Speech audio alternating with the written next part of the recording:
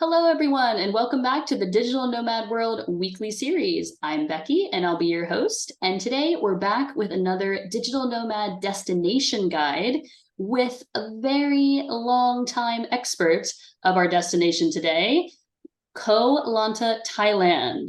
And Kevin Ohashi is here to talk about it with us. Kevin, welcome to the show. Hi, Becky. Thanks for having me. It's nice to be back. And I am excited to talk to you about Koh Lanta. Yes. So for those who follow the show, this is Kevin's second appearance. We talked about domains and finding domains, buying and selling them. But what you probably didn't know at the time when you were watching is that Kevin is also an expert about Koh Lanta, Thailand, in terms of the digital nomad scene. How many years have you spent on Koh Lanta, or have you been going there, Kevin? So I've been going there for about 10 years now, and I've probably spent near 4-ish years on the island, if I had to guess. Wow. Possibly more. Wow. Yes, you are definitely an expert. Kevin, I just want to stop for a moment. I think I hear something in the background and it might be disruptive. Is there something in your background that's making noise or? There's somebody else on another call in another room.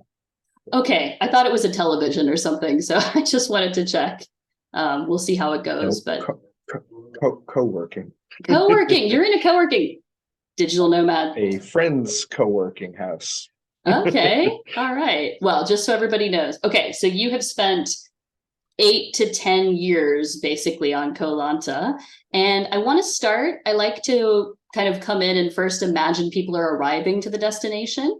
So if you're entering Thailand, how easy is it? Do you know if a lot of people can stay on a visa for like 90 days, or what's the typical amount of time you can stay on a visa or with no official visa when you land in Thailand? So assuming you're on a passport they're friendly to, I think most of the Schengen, the Americans, the Canadians, I think you get 30 days on arrival for most of those passports. So no visa ahead of time. You just show up, they stamp you in for 30 days, and you can extend it at an immigration office for an extra 30. And that costs about 2,000 baht, I think 1,900 baht, which is somewhere around $60. So you can get 60 days just kind of showing up. Longer than that, you need to get a visa ahead of time. So you can get a 60-day tourist visa, or there's a 6-month multiple entry tourist visa that you can apply for. But that you need to do in your home country before you get in. Is that how it would work? I don't know about for all the countries, but for the US at least, you can apply online at the embassy. They have a website, and everything's digital, so you just get a PDF if they approve you, and you just need to take that piece of paper without ever going to an embassy, no stamp, no nothing, just a piece of paper. So I guess in theory it could be done online without being in your home country. Okay, and then another question is, can you make a visa run and get 30 more days just by leaving for a weekend to a neighboring country and then coming back in? I think that's a bit trickier. That's a yes and no. People used to do that a lot. Now I think they're cracking down on it a lot more. If you're doing it over and over and they see stamps, a lot of stamps, I think they maybe are going to ask more questions. It also probably depends on which airport, which agent, it's more of a gamble. Theoretically, there could be issues. And I know they were trying to stop that repeat, but I see people offering these services. There's flights or bus runs to Malaysia or Cambodia or somewhere just to do that. So it's kind of a murky area, it seems. Okay, just noted for everybody. As you said, I think Thailand in the last few years did start to crack down more on these multiple visa runs and people staying, let's say, beyond 2 or 3 months. Yeah, they want you. They also assume I think you're working or like living there, like taking jobs away if you're staying longer term and not properly accredited with the visa. But there are services to help you get longer stay visas. You can learn Thai. You can get an education visa for 1 year and learn Thai, or learn Muay Thai if you want for fun. Um, so there are other options if you're really interested in staying longer. In terms of Koh Lanta, could you get a Muay Thai visa for that region? Do they have a Muay Thai center? Oh yeah, there is a Muay Thai gym, and they will happily help you get set up. Um, there might be multiple, but they're there on the island. I think there at least used to be a Thai education school, so you could do an education visa as well. So Okay, pretty much everything's there if you need it on Koh Lanta, great to except the know. immigration office. That's Where in is the Krabi. closest immigration office? Oh, you said Krabi. Okay. Yeah, so it's the That same province. It's just an hour and a half bus ride, car ride to the office, and it's my favorite immigration office that I've ever been to so far. Just walk in. My average time there is about 5 minutes to get an extension. Just walk in, they sign a few documents, pay the money. They take it for like a minute or two, and you're done. that is Normally, fantastic. And that was my next yeah, question quite pleased. for you when you mentioned Krabi. Like, how do you get to Koh Lanta if you're arriving, let's say, into Bangkok or Krabi? So most people would fly to Krabi Airport. That's the nearest airport. Um, you fly there. You can get buses at the airport. It's full of people trying to sell you the bus service. Uh, it's a few hundred baht, probably like 400. They just redid the airports. It's slightly different layout than I'm used to, but more or less the same. People screaming at you, offering you taxi, bus, where are you going? You want to just get the local bus, or if you're feeling a little luxury, you can get a taxi or a car. Um, and depending on where you're staying, if you're staying at a hotel or something, some of them will offer, free shuttles or car service. Depends on how you like to travel, but the cheapest is the local bus. That's probably about 400-ish last I took it. And this is a And that mini just runs bus, every 30 minutes. Yeah, it's a mini bus. It'll be just you so and people every other know. person they can cram in there. It's Your not a huge bags tour bus, guys. stacked to the brim. And hopefully you all fit and it's comfortable. And if you're lucky, the air conditioning's running really well. All right. So, and then you get on the bus, and I know, like, Koh Lanta, for people that may not know, it's an island. So, how do you get to the island on a bus? What? So yes, it's an island. It is incredibly close to the mainland that there is a car ferry that takes about 15 minutes to get across the water. Um, and then Koh Lanta is actually two islands. And they finished building a bridge a few years ago between them. So it used to be two car ferries to get to the island where most people are. Uh, yeah, there's Lanta Noi being small, and Yai being big. So most people are on the Lanta Yai, the big island. That's what people think of. It's 30 kilometers long, full of beaches. Noi has people living. It's mostly all locals. And then there's the bridge between them.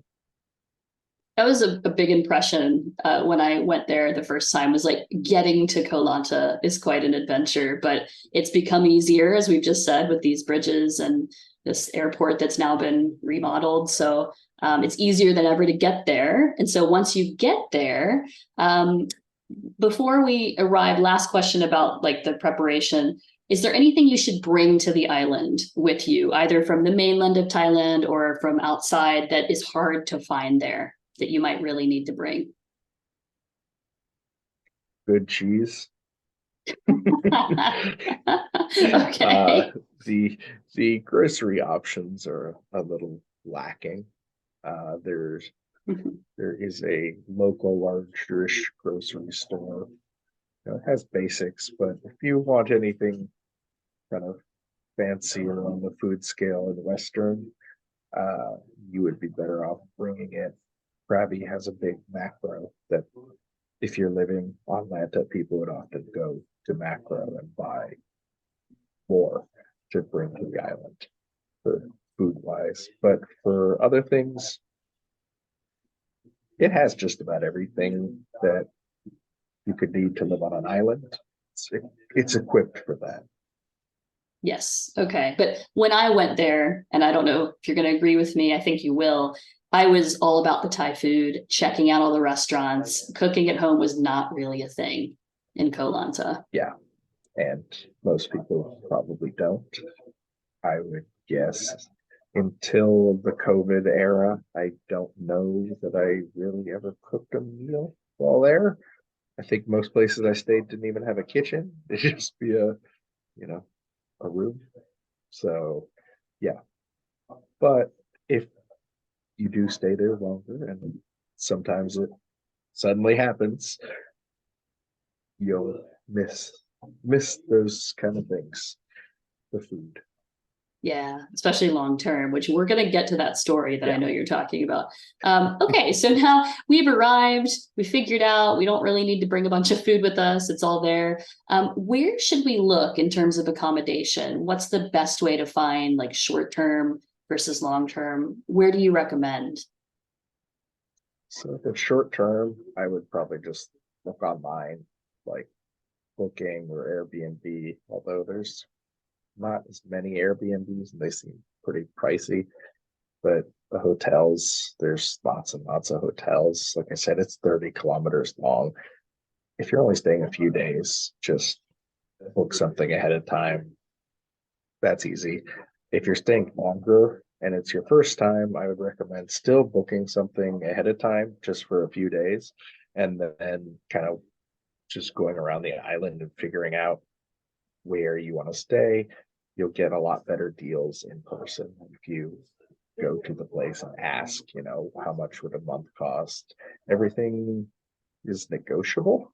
So, yeah, if they tell you something, you can probably negotiate most of the things. So you get better deals. And there's a lot of places that aren't listed, smaller ones. And you might meet somebody who says, oh, yeah, I have a guest room that's not listed anywhere, just happens to be there. So Would you if you're staying long term, suggest, that's what I recommend. if you're negotiating, would you suggest starting like 20% less than a listed price? I wouldn't know where to begin if it were me. Uh, well, I want to hear what they offer first, and I wouldn't go with probably the first place right away. I would probably go to a few places and ask the prices. Kind of gives you a sense of what everyone's offering. And if there's one you like more and somebody's offering you one that's not as nice, but it's a little less, that might be a good negotiating point. Um, but it really depends on how busy they are, the season. Like during the low season, the prices are going to be dramatically lower, um, and how busy the year is. So, I mean, you could start 20%, but really you would probably want to see what other people are offering, kind of benchmark off that. Okay. When is the low season versus the high season? So there's basically two seasons. There is rainy and not rainy, and the high season is not rainy, which also coincides with like the northern hemisphere's winter. So around to October, November-ish is the start of the high season, and that goes until maybe let's say April. Um, that's roughly the high season, and it tends to be not raining. There, there is a little bit of rain sometimes, but you can often go. I've gone probably an entire month without any rain, which is nice as a tourist, but maybe not as great as a local, or if you're trying to, have any sort of crops, plants, everything getting dry. But if you're sitting on a beach all day, it's pretty nice. my last question about accommodation, which is going to lead into CoHub, the only, from what I understand, co-working space on the island. It's like kind of thought of as the only one because it was the first and it's definitely the biggest. Where should I try to stay if I want to be within easy walking distance of CoHub? If I don't have a scooter or plan on doing mostly walking. Well, mostly walking on Lanta is probably difficult. It is fairly spread out as an island. Like I said, it's like 30 kilometers long, and Koh is on Long Beach, which is named because it's the longest beach. And it's probably, ooh, how long is it? If I had to guess, maybe like 5 kilometers ish. And it just, Koh is about 2/3 of the way down the beach. And it's the biggest beach, and there's lots of restaurants and bars, but they're spread over 5 kilometers. So walking is possible, but maybe not the most enjoyable thing when it's over 30 degrees every day and really sunny. I don't know. Maybe some people enjoy sweating a whole bunch, but most people. I'll give you an example. I was scared of driving a scooter, which a lot of people do drive scooters. Yeah. There's other options, but I didn't want to have to face, all that every day. So I did try to find accommodation close to the co-working. Do you know any places off the top of your head that are close so we don't have to get the cars all the time or other ways to get around? There is a whole bunch of them right next to the co-working space. I think one was called Grand House. And if you find that on the map where CoHub is, there's that. There's another, I think it's Pry Apartments, maybe is the name. That's on the other side of the little alley right to CoHub. There is a few behind CoHub that I don't remember the name of. And there's a hostel just across the street. There's a hotel right across the street.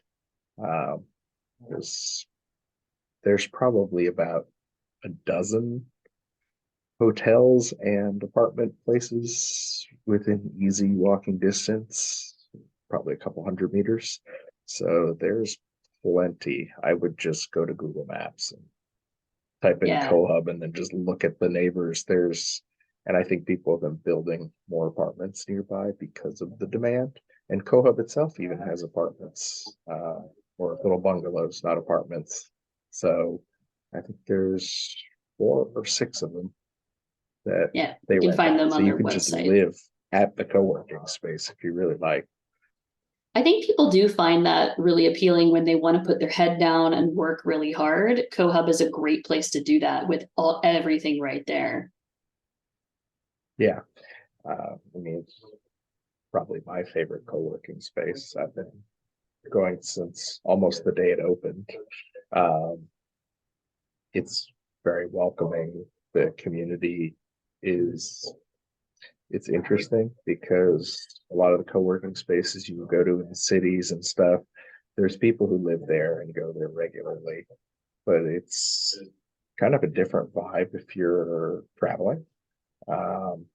You're kind of interrupting someone who lives there, and maybe it's not as welcoming and friendly, whereas at CoHub, almost nobody lives on Koh Lanta permanently. So you have this constant full stream of people who are also traveling and want to meet people and hang out and do stuff. And at the same time, the audience is more kind of work heavy. It's not just a party spot. I won't say it isn't a party spot.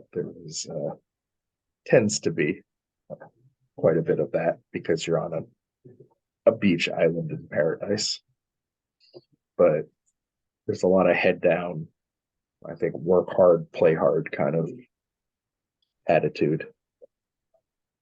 Yeah. What else makes CoHub your favorite co-working space? What is so great about this place on this little island in Thailand?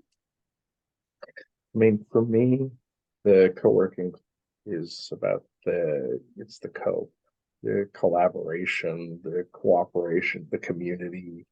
It's the people, and I think it's curated a pretty great, for lack of a better word, vibe. um, so every year you will see a lot of people who come back year after year, like myself. So it's almost like getting home to me at this point. Even if I don't know who's there, I'll walk in and still see a dozen familiar faces, because during the high season there could be 100+ people at the co-working. And so, yeah, there's friendly faces that you recognize, and a lot of these people, we go year after year, so you have this nice familial attitude. um, and I really appreciate that, but it's also welcoming to new people. And I don't know, I've probably met many hundreds, if not over 1,000 people through that space, and that kind of connection. And people generally, I would say the average is like 1 or 2 months that people stay. So you actually get to know people. There's not a lot of, there's a little bit, but not much. It's a pain to get to the island compared to many places. So when people go, they stay a little longer, so you get to know people a little better. And since you're hanging out all the time, going out, going to dinner, like you said, you never cooked, you know, twice a day at least, maybe 3 times if you actually wake up in the morning, which I don't. Uh, you're going out with people, having lunch, having dinner, making those connections, and that's pretty special. And the co-working space itself facilitates a lot of that. There's a weekly schedule of events, so there'd be like a board game night every week. I think they do like a pub quiz, either going to one or people host their own. There's well, when I'm there, I maybe tell everyone they have to go to karaoke every Friday night. Let's talk about Much that for to a the moment. dismay of some people. What's the But name of of this famous karaoke place that you always tell people to go, which is actually really close to Koh, just a bit down the road? yeah, so it was a place called Funky Monkey, and it had giant uh, monkey statues on the roof. It was not the prettiest place, and it was a karaoke bar, but it went out of business during COVID, and it was bought by another bar. So now it's called Free Descent. Um, and at least last I heard, they were still doing once a week on Friday night karaoke, because the place was still set up for it. And they give you a But I drink when don't. you sing, Kevin. I was That there. was the old policy. I don't know if it's still going, but yes, It every has time remained. you sang a song, you got a free shot, which really helps you sing the next song. I want to stay more, I want to spend more. Another thing I have to say, Yeah. I don't know how much you made use of this, but CoHub is the only co-working space I have ever been to that had built into its website a food ordering system where you could order classic Thai dishes from the kitchen at CoHub, and they would literally be brought right to your desk. So you didn't even have to stop working. You could just start eating. And I loved that. I just love the convenience. If I really needed to be working, you could have 3 meals a day right at your desk, Yeah. which it sounds like a nightmare for some people, but to me that flexibility was absolutely, it's a game changer. Yeah. A lot of people really like that, I think. So when you go, if you get the bungalows, I think they have a whole plan where you get like a meal plan, your accommodation, and the co-working. So basically, you could never step off the co-hub property if you decided not to. You could have everything you could ever ask for, which is really convenient. Um, I think it's a really easy entry into the place. I think most people will find after a month or two, maybe you actually find restaurants you like, and it maybe doesn't work as well long term. But as far as entry into the system and into the place, it's a fantastic option. Yeah, it really is. And you mentioned that it's on Long Beach, but I want to clarify that it's facing like a little forest, or like a lot of greenery is in the back. They have what's called a Zen zone. You can go and meditate in the back. It's really beautiful, but it's not looking at the beach. But I know there's a tradition of going across the street to the beach, and everybody Yeah. will have like a sunset drinks little like moment with Yep. each other. So every Friday they would do a sunset drink event. And so one thing I guess I should clarify, I'm so used to being there. When I say it's on Long Beach, everything on the island is kind of measured and determined, like located by its what beach it's on, because it's a one road pretty much. There's a other side of the road. It's the island could be a couple kilometers wide, but everything's on one side that tourists go for the most part. That's where the beaches are. That's where all the hotels, resorts. And so when you're measuring where something is, you'll say, oh, it's on Long Beach, or it's on Kwang Dao, which is a beach north of Long Beach, where all the Swedish families live. So that's kind of how everything's measured, is which beach, so you know like where to drive your motorbike. It's on that stretch of the road by that beach. Yeah, Cohub's not actually physically right next to the beach. It's on the other side of the road. We call it, it'll be the beach side or the mountain side. So it And is on the this mountain side. behind me is literally where you have your drinks. It's like this wide of a beach, and the sunsets are really beautiful. Yeah, it's, I mean, it face, all the beaches face west, so the sunset's under the water every day. So pretty much at sunset o'clock, the beaches get full of people. Everybody's out. All the restaurants and bars are, packed with people enjoying it. And almost every night you get that nice, beautiful beach sunset. Amazing. Let's start talking about restaurants and bars, since we brought it up a few times now. What are your favorite places to eat? I think my absolute favorite was probably a restaurant called Kindie, Kindee. And they moved not too long ago. They have two restaurants now, kind of. During COVID, he's Kindee is kind of a fine dining restaurant. Um, and fine dining went really kind of out of style during COVID when there's no people and no tourists. So he opened up a place called Kin Burger, which, if you want just like a smash burger that's cheap, delicious, and some of my favorite brownies I've ever had, that was the place. But Kindee is the fine dining restaurant, which now, after all the COVID stuff, has reopened. It's my favorite. It's fine dining at, let's say, a very small fraction of the price you would experience in a big Western city, but it has great flavors. It's fusion, you know, Thai, Western fusion fine dining. Any other places that you like? Those sound great. Yes. So one of my favorite restaurants for eating in Sunset was called Fat Turtle, which is at the southern tip of Long Beach. The food's pretty good, but also the view is unbeatable. If we looked at your background picture, it's pretty much right behind your head, and facing right out on the water. Yeah. So that's another favorite good food. They large cocktail menu, and the view is perfect for sunset. So I would like that a lot.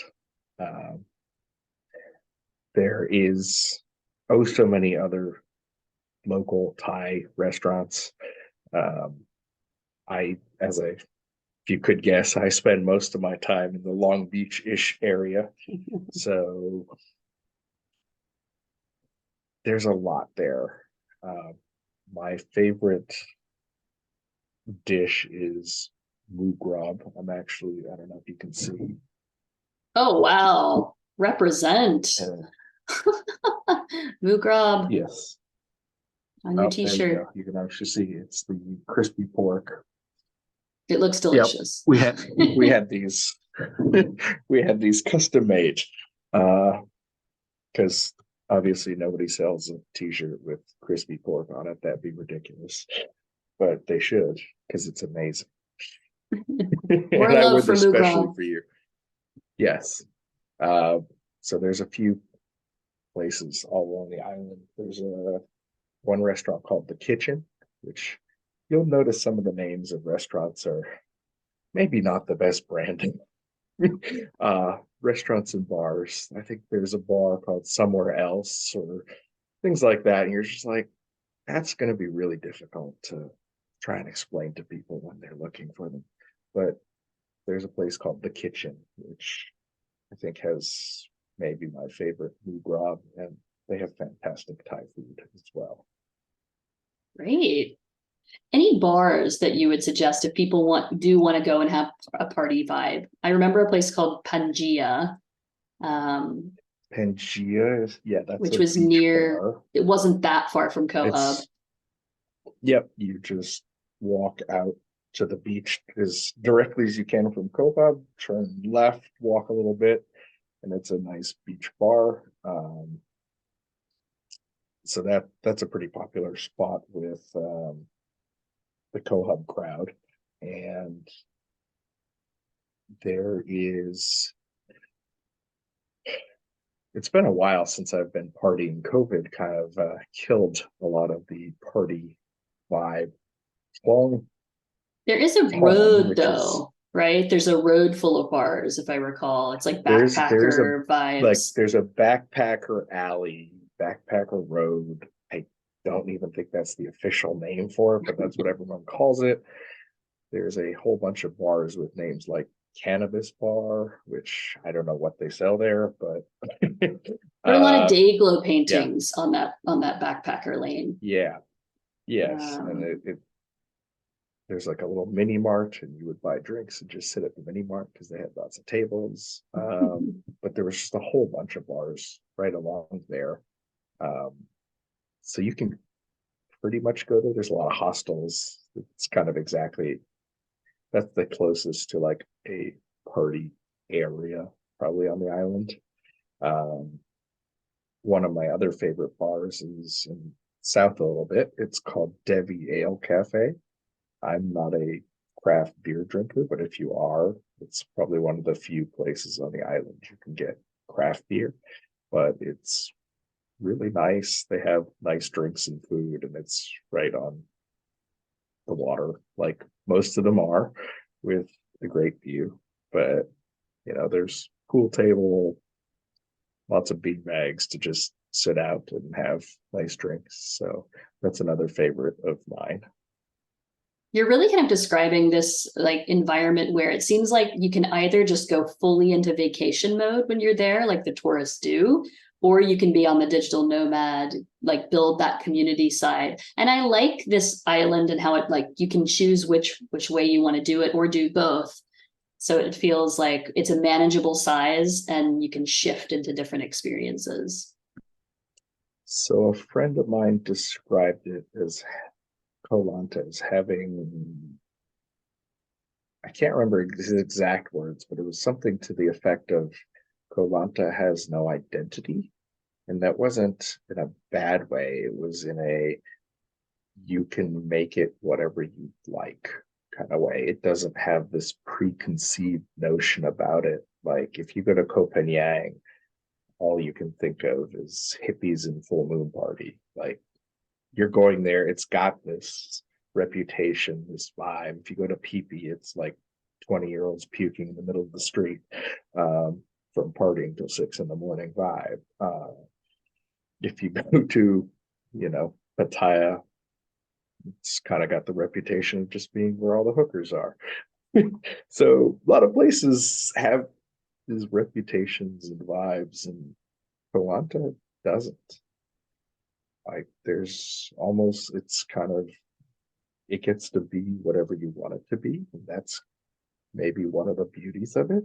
So, like you said, if you want to be in this kind of nomad community that's centered around Koh, you can hang out with Koh people pretty much all day and night, and there's almost always someone there and interested in doing whatever, people organize a lot of there's like tours and stuff that are organized, snorkeling trips. The co-working space does it, but people just, there's a chat group, like a WhatsApp group, and people will just say, I want to do this, and people go, oh yeah, me too, let's go. So it's a So lot much of community. self-organizing. Yeah. Yeah, it's easy to find a And group it's to go with. really easy to just connect in, and it's the kind of people that want to go do, try, experience everything. Um, What kind of things so can you do outside of the co-working and your head down and all of that? What is Koh Lanta famous for in terms of activities? So I was actually going before the co-working, and the reason was scuba diving. So it has my favorite scuba diving um, in Thailand so far. Um, Much better than the Koh Tao side, in my opinion. There's a lot more to see and a lot more fish. Reefs felt a lot healthier. Um, so yeah, there's a few national parks. You can go scuba diving near Phi Phi. The boats do take a while because we're an island and the dive sites are a little bit further away. But you can go scuba diving near Phi Phi, which has a pretty healthy, nice reef. There's a national park called Koh Ha, which is Ha's five. So it's like the five islands, but there's actually six of them. For some weird reason, they don't count. Two of them don't count as one. I couldn't explain it if I tried, but the six five island national park is really, really, really lovely. And I like to go there a lot, and you can see it's a nice reef, and if you get really lucky, you can see things like whale sharks occasionally, which that's always an exciting day. And then there's even more diving in the south where there's a place with a lot of manta rays would come there. So that's another pretty awesome experience if you can see like a giant In manta ray. in a US dollar equivalent, what would you expect to pay for a day of scuba diving? It really depends if you're certified or not. Let's say you're So certified. if you're certified, I think you're probably paying, say, 100 conservatively, let's say $150 for a day of diving. Okay. It's Um, usually like 3 dives or something. yeah. So it's 2 or 3 dives for most boats, depending. Um, and there's speedboats. Get there faster, get your day done a little sooner, and then there's companies that operate bigger boats, which are uh, far more comfortable. I prefer them. Like you have, some of them are 2 stories tall. You have like a dining floor essentially where, when you have lunch, you have all the benches, chairs, tables, you're sitting, you can go lie on the roof and sunbathe. It's just very comfortable, actual toilets. You're not like cramped into the little speedboat toilet, and that somehow I don't know how people do it. Yeah. Okay. So So there's options. There's a wide range of places you can go, but also different boats and itineraries you yeah, can have. and So you there's said tons of other snorkeling. islands for snorkeling too. Yeah, Yeah. snorkeling and scuba diving. What else can you do if you're not into going into the water or doing water If sports? you're not going into the water, maybe you should reconsider going Going to to an island. islands with beaches. That seems self-defeating. What And if I'm just setting a yourself up. cocktail drinker on the beach? I'm here for the sunsets. This is my Well, then identity. there's plenty of bars and restaurants, and you should probably be blackout drunk and never realize that you're on an island to deal with the water. Um, but Yeah. there's a national park in the south. Uh, it's a day trip. It's not somewhere you would go every day. You There's also go, a you night see it. There's a market little down. hiking. There's like a night market down one side of the island, which I really enjoyed when I was Yeah. there, So haggling for there's like cheap t-shirts. markets. Yeah, local markets, and it kind of rotates around the island. There's an old town on the far side of the island you can go to as a nice day trip. Um, there's a lot of just little things. One really popular thing is called Lanta Animal Welfare. It's like animal shelter that they take care of animals and help try and adopt them out. People can go there. A lot of people really like that. You can volunteer to just walk the dogs. Like, Yeah. let me just go take some puppies for a walk is a nice thing to do. Um, Do you think it's easy to connect with the locals on Koh Lanta? it's a difficult question, I think. Um, I I think a lot of them are really friendly, but the ones you're going to meet are the ones probably working at the tourist facing businesses naturally. And with some of them, yeah, it's really nice. I have local friends there that I've known for a very long time.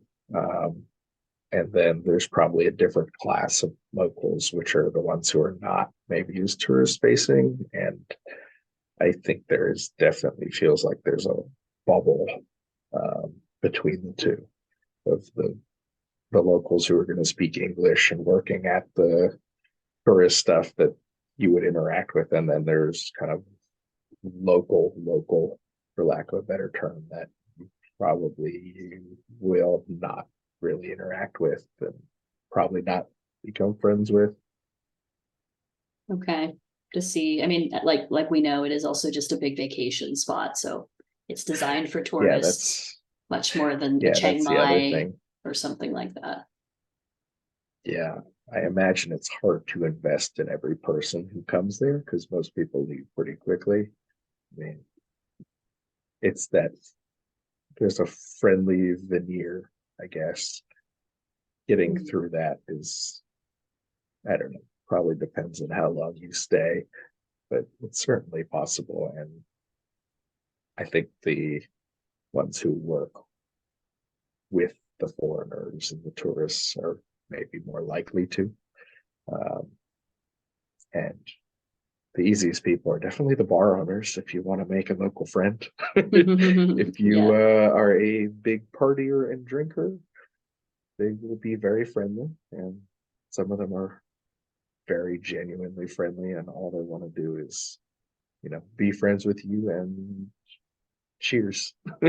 When I went to Free Descent, I was invited to the new owner's birthday party that following Friday, and she was having it at the bar. But it was like, oh wow, people are really friendly around here. But we were also cheersing, like you Yeah. said. So Yeah. um, I I'll give a do. shout out to my favorite Oh yeah, go bar ahead. owner and bar then. Joker Bar is on Long Beach, just south of Cohub. He might be the friendliest, most outgoing bar owner on the island, or maybe in all of Thailand. I'm not sure. It's Chad, and he's wonderful. And if you go visit him, he will take care of you. All He may right. be in a Spider-Man costume. He may be in some other costume that he pulls out of his attic. It's always an adventure, and he will Okay. always make it your adventure, which is always fun. Sounds great. It's a Joker bar. Got to shout that out. Yes. Okay, my final question for you today, Kevin, as we wrap this up is why do you like going back to Koh Lanta so many times? I know you also got stuck there in the pandemic, so there's a whole other layer for you now about that. But what is it about Koh Lanta that you really recommend to people and why should they come? Um, for me, it was originally it was just kind of the perfect mix of things that met what I wanted. Um, I loved the scuba diving. I loved the the beaches and the just physical attributes of it. It's not very crowded relative to some other places because it's very long and spread out. That's why I think walking is probably a horrible idea. I also do not like sweating constantly all the time unless I'm in the water. So it's kind of spread out. It's a family island. So the biggest group of people that are coming there are Swedish families who are all at Phong Dao, almost the northernmost beach. Um, so it's fairly quiet, relaxed. You don't, like I said, have that party vibe. There's this backpacker alley, and it's pretty small. And if you compare it to any other party area on most of the other cities and even islands, it's pretty tiny by comparison. So you don't have this kind of drunken chaos everywhere. It's there if you want it, and some days you might, uh, but it's not in your face. It's not, causing issue. You just kind of like pick your own adventure, and it's comfortable. And then with Cohub, with all the people I've met going there, it's just become my second home. It feels like when I get back and visit, I see people every place I walk into. It feels like, oh yeah, I recognize you, I know you. And it is just your friends around, and so it feels like a second home. And during COVID, it was a first home for a very long time. Yeah. And maybe you cooked your first meal as well. I Did probably you? did cook my first meal Okay. during that time on the island, not in my Yeah. life, but on the island.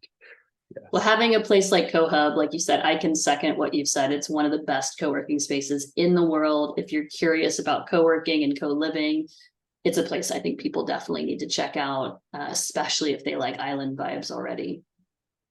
Yeah, I would absolutely agree with you and hope to see you there soon. Yes. Thank you so much for sharing your long-term knowledge about Koh Lanta with us.